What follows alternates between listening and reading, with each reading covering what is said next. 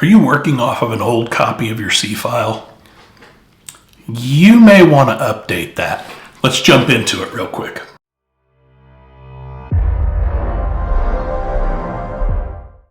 A while back, we had a really good video about the C file.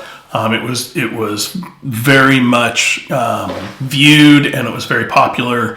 And so I wanted to make sure that we were continuing down that path because the C file is absolutely critical to your success with VA disability claims. So today we're going to talk about why the C file is your blueprint for any increases or claims or anything that, could potentially be your downfall. The problem with blueprints, quite honestly, is you need to keep them up to date in order to have them be accurate. If you change a door in a house and you don't update the blueprints, you're not getting the new door. So let's start jumping in real quick just to cover some things about the C file once again, and then we're going to go a little bit deeper into some changes and things that you may see happening, okay? So number one, what's in your C file? Everything that you have done that has had any kind of VA claim impact on it, right? Your service records, your rating decisions, your CMP exams, your DBQs, all the communications that you've had back and forth about this, anything you've submitted, buddy statements, etc. But we're going to focus. 3 pieces of information, quite honestly, that you need to really pay attention to. Your CMP exam reports, your buddy statements, your witness statements, your personal statements, and most critically, your DBQs and the nexuses that are connecting the dots for you. Those are absolutely critical. So one major update since the last video I put out is that, now when you request your file, don't be surprised if you get a secure download link and you just download your file yourself. That's happening more and more now. It's not a stack of paper. You're not getting a CD. Last one I got was on a CD, and I had to go find a friggin' CD player to actually get it going. But you have to make sure that you keep that file in a safe place. Example, if you have Gmail, you have access to storage on Google's Drive, right?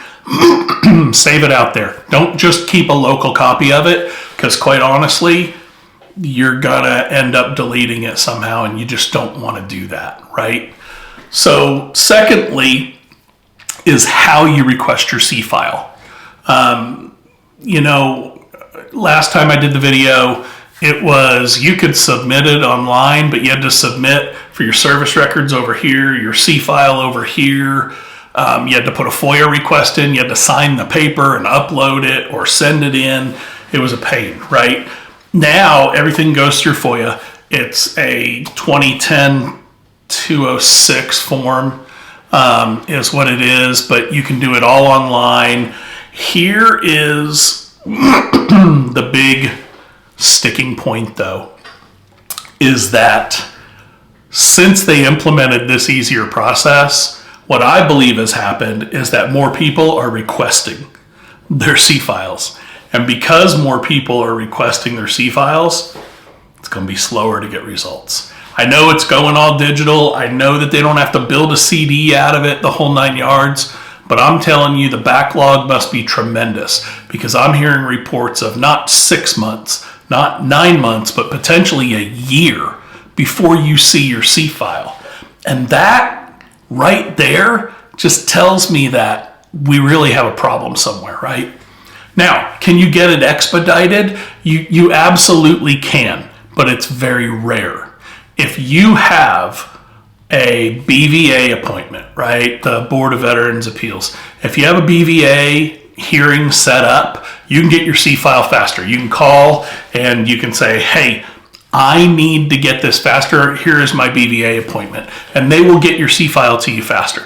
But if you don't have a BVA appointment, expect to wait the 9 months to a year, quite honestly. So what do we use the C file for? It's for defense as well as offense, right? never file for an increase, quite honestly, until you look at your current C file. Current C file. As in, if you're going to file an increase and you are not completely sure of the reasoning behind all of your either denials or lower rating, you need a copy of your C file before you put that request in. Now, you can do an intent to file to lock in your date, right? Put your intent to file in, lock in your date, but do not submit that until you get your C file and you go look through it and make sure you understand what diagnostic codes were used in your last rating. What were the doctor's comments? What was missing that maybe should have been brought up or should have elevated you, right? There can be a million things in there about this. So you need to go and look at it, right? To be on the defense of that, you're trying to avoid a reduction, right? Because remember, if you open your C file and you file a claim based on something that's in there, they're going to open your C file and they're going to go back through and say, you know what? I see that he has 50% and I see he's asking for 70%. But according to our criteria, he should have really been a 30. You need to be aware of that. That happens. That has happened. So remember, when you get your C file, you're looking at it as a defense and an offense strategy. Now, with my hearing loss claim, I used my file to build up a spreadsheet that showed MEPS hearing. It showed annual hearing, it showed discharge hearing, and it showed hearing for a year after that, and a year after that, and 5 years after that. I had all these hearing tests. My hearing went from this to this, right? Or more like opposite. I was able to prove that by getting my C file, putting it all together, taking it to the hearing exam. The hearing exam is they do the test, but they have to fill out the DBQ just like everybody else. So when they're filling out the DBQ, I hand them all my previous results. And I say, here, take a look at where I started in the military, where I am now, right? And they can show that I've dropped 45 or I've dropped 50 decibels or I've dropped 55 decibels here and there. And that really changed my rating for hearing loss. So these are the types of things that you can do for offensive use for your supplemental claims. This is a big win for you. You can use your C file to find the golden nuggets. Evidence that connects but was previously overlooked by the VA. Listen, raters don't always get it right. Make sure you review it and you go, hey, wait a minute. I'm looking at the 38 CFR and it says if I have this, I fit 70%. They rated me at 30, but on my C file, it specifically states 4 or 5 times that I have this, I should be at 70.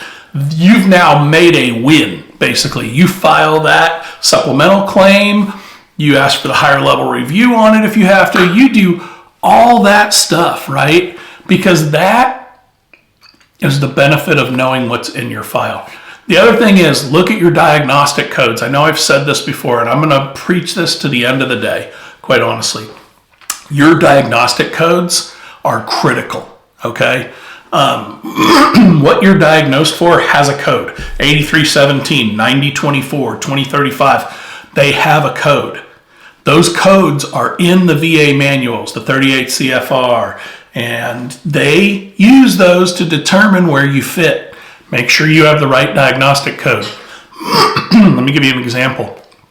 I have chronic, in case you haven't noticed, chronic sinusitis and drainage, right?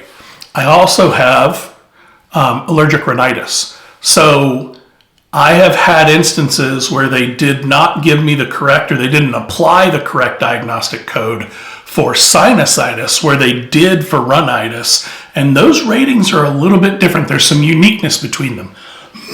Excuse me. And I was able to prove out that I had the wrong rating, quite honestly. I'm going to take a drink. Okay. Hopefully that'll help a little bit. The next thing you want to do is you're looking for errors. You're looking for red flags. you're looking for missing service treatment records from your time in service. If there's something you went and got and saw for, and you remember going, and for a fact that you've been there and it's not in there, you need to get those, right? You need to get that addressed. Unsigned addendums. This is a big deal. A CMP examiner can submit their initial report, and then they can submit a correction if asked by the rater, right? Or if they looked into it further and said, hey, wait a minute, I missed something here. Those addendums, if they are not signed properly, that means they were completely overlooked, and you can go back and fight that battle again. That happens from time to time. It's not as often as it used to be, but it does happen from time to time. And last is rating decision misquotes. Did a rater completely ignore a piece of information pointing out a fail, a miss, completely miss? Rating decisions misquotes are a direct, clear basis for getting a higher level review or an HLR. So you need to make sure that that's, you're looking for all of that. Listen, the VA is now scrutinizing the junk out of personal and private DBQs. They want everything to come from a CMP examiner now. I don't know why, but it's absolutely ludicrous, quite honestly. So, for your private DBQs or your Nexus letters, for it to be accepted as competent medical evidence, or CME, it must demonstrate that the private provider has reviewed your entire claims file. If you don't have your entire claims file, you can't say that they reviewed it. You can't provide it to your doctor to review it, right? So you need to make sure that you have your entire claims file. I've got an affiliate link in the description below where you can go and you can actually get a free consultation about your case and see if, a Nexus letter from this company that does this, partnered with, if they can help you out. Again, it's a free consultation. It's up to you. Links in the description below. But, when you go to do that, be prepared. You're going to have to get your C file if you want to move forward with that. So the next thing is that, quite honestly, what the Nexus letter needs to read, and I'm going to go over this 100 times in my videos, based on my review of the veteran's claim file, including service treatment records, dating back to whenever you were in the military, etc. It is my opinion that X, if your provider doesn't reference the STRs and doesn't reference the C file, the VA can just instantly go, this guy didn't read anything, next, and they're going to move on. There's so many claims out there right now that, quite honestly, the raters are going to skip your stuff. If I was a rater, just looking at it from a productivity standpoint, you gave me this Nexus letter. So far, the evidence doesn't point to it. I look at this Nexus letter, and it does not say, hey, I'm a medical doctor. Here's all my credentials. I went and reviewed all their service treatment records. I'm going to assume that they didn't review them. I'm going to look at them on the side and say, yep, don't see that connection. Next. So make sure that you get your updated C file. It's very, very important. All right. So, listen, thank you for watching. Don't forget to like, share, and subscribe. One final step for you is if you do not have a C file that is under 18 months old, get a new one and start getting your claims and all your information, all your ratings, start documenting it in a way that works for you and that you can go back and reference so that you can be successful in your next claim, your supplemental, your increase, and so on. I want to know, what's the longest you've waited? And if anybody is waiting still today for a C file, please let me know how long it's taken to get those. If you want one of these shirts with the veteran logo, they're available in the channel. I've got a link to merch there. I've got it also in the description as well. I've got some pretty funny ones having to do with the VA in case you're interested. In our next video, I'm going to bump into 5 CMP exam phrases you don't want to mess with. So look forward to that video. Thank you very much, everybody. Appreciate you watching. Take care. See ya.